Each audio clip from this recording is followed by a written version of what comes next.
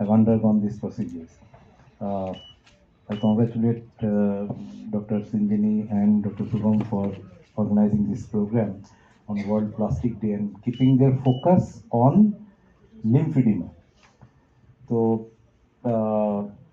Doctor Dutta অনেকখানি আমার কাজ ইজি করে দিয়েছে, অনেকখানি বলেছেন। দেখুন, প্লাস্টিক সার্জারি তিনটে মেনলি আমাদের মাথায় আসে। একটা হচ্ছে কসমেটোলজি, মানে সুন্দর দেখতে হওয়ার জন্য, কিন্তু বডি ইমেজটাকে ঠিক করার জন্য। 2 নম্বর হচ্ছে যে it can change your life, যে লিম্ব সার্জারি যেগুলো হয়, মানে হাত কেটে গেছে, পায়ের যে বিভিন্ন জায়গায়। আর থার্ড পার্ট হচ্ছে যেটা সব থেকে important, that it can actually improve your quality of life. তো গাইনোকোলজিক্যাল ক্যান্সার যেগুলোতে বেসিক্যালি লিম্ফিডিমা হয় আর পা ফুলে যায়, সেগুলো হচ্ছে ইউট্রাইন ক্যান্সার, জরায়ুর ক্যান্সার এবং ভালভা অর্থাৎ জমিদারের cancer. This cancer have very good prognosis, they are very good survivors. এবারে এই ক্যান্সার থেকে মুক্ত হয়ে পেশেন্ট একটা দীর্ঘ জীবন বাঁচছে, very good, but what about the quality of life? So আমি কতদিন বাঁচছি ইম্পর্টেন্ট থেকে হচ্ছে যে আমি কতদিন ভালোভাবে বাঁচছি। সো যদি পেশেন্টের দুটো পা ফুলে হাতির মতন হয়ে যায়, তার জন্য রিয়েলি ডিফিকাল্ট একজন মহিলার জন্য। সে বাড়ির কাজ করতে পারছে না, it's not about body image, তার নর্মাল লাইফটা হ্যাম্পার্ড হয়ে যায়।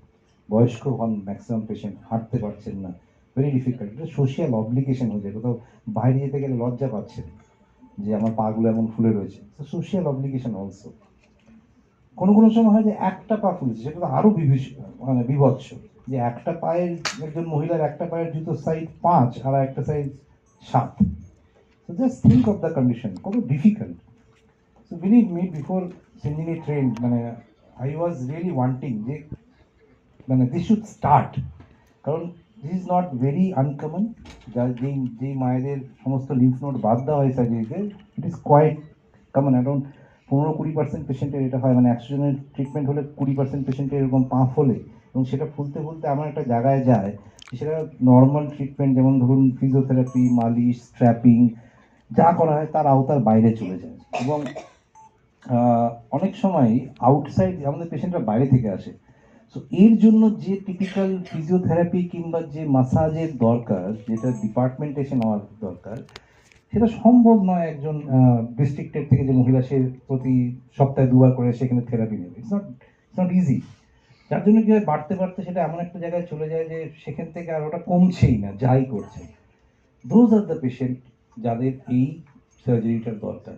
And I am really happy and proud যে সিঞ্জিনি ট্রেন করে এসে এটা শুরু করেছে, এবং যেদিন থেকে ও এসে বলেছে যে I am ready now to go, I have been a big promoter. মানে আমি আমার পেশেন্টদের চেষ্টা করেছি মোটিভেট করে ঠেলে ওর কাছে পাঠাতে, she has given equally good dedication and results.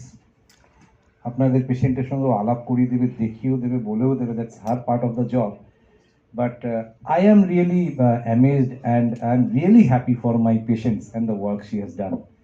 আমাদের এখানে পেশেন্ট আছেন, আমারই পেশেন্ট যারা টিম হিসাবে আমরা ট্রিট করেছি, যারা ট্রিটেড হয়ে গেছে। একটা কেস খুবই ইউনিক, যেটা সম্বন্ধে সিঞ্জিনি আপনাদের বলবে।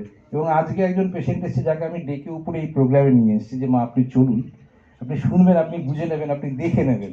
কারণ এটা একটা সার্জারি তো, এবং নর্মালি যে কোনো লোককে যদি বলা হয় সার্জারি, খুব ভয় পায়, অপারেশন, আবার অপারেশন, এই চিন্তাটা মাথায়। বিশ্বাস করুন, very small surgery in your leg, চামড়ায় অপারেশনটা হয়।